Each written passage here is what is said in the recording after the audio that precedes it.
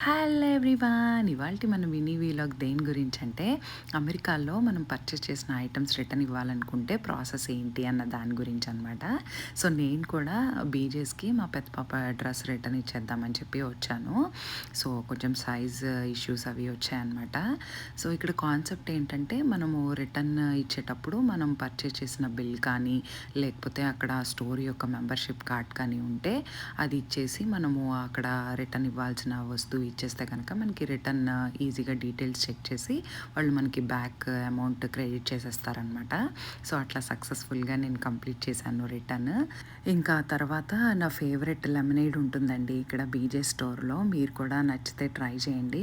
So, దీనికి double pack ఉంటుంది. ఇంకా తీసేసుకొని ఇంక అక్కడ లైట్‌గా విండో షాపింగ్ చేయకుండా మనం వెళ్ళాం కదా!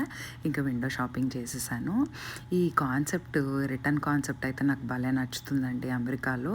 ఇది ఇంకొక విశేషం ఏంటంటే స్పెషల్ థింగ్, మనము రీసెంట్‌గా పర్చేస్ చేసిన ఐటమ్సే కాదు, లాంగ్ ఎగో పర్చేస్ చేసినవి కూడా మనం ట్యాగ్ లేకపోయినా వితిన్ ట్యాగ్ టైమ్ అని లిమిట్‌లోనే అట్లా ఇవ్వాలని ఏముండదు. ఎప్పుడైనా ఇచ్చేయచ్చనమాట వాడుకొని గూడా. కాకపోతే ప్రాబ్లమ్ ఏంటంటే మనమే ఎళ్లి రిటర్న్ ఇవ్వాలి. ఇండియాలో లాగా అలా రిటర్న్ పికప్ పాలసీ ఉండదు. ఇంకా తర్వాత మా పెద్ద పాపని ఇట్లా సమ్మర్ క్యాంప్ నుంచి పిక్ చేసుకొని ఇంకా తర్వాత ఇంటికెళ్ళిపోయాను. Thanks for watching.